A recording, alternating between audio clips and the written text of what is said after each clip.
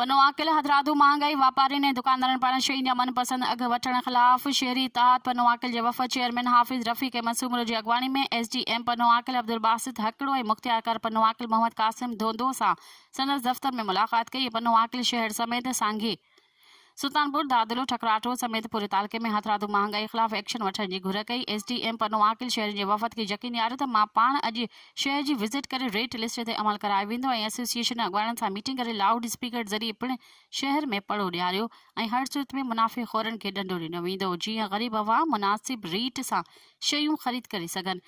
वफ़द में science advocate Gulsher मेहर, असद चाचड़, वॾेरो रोशन अली सूमरो, राशिदा रई, शबीर चाचड़, इनाम सूमरो ऐं ॿिया गॾु हुआ। मज़ीद ख़बरनि ऐं तफ़सीलात लाइ विज़िट कयो असांजी वेबसाइट www.awamiNewsHD.com ऐं ॾिसंदा रहो अवामी न्यूज़ HD।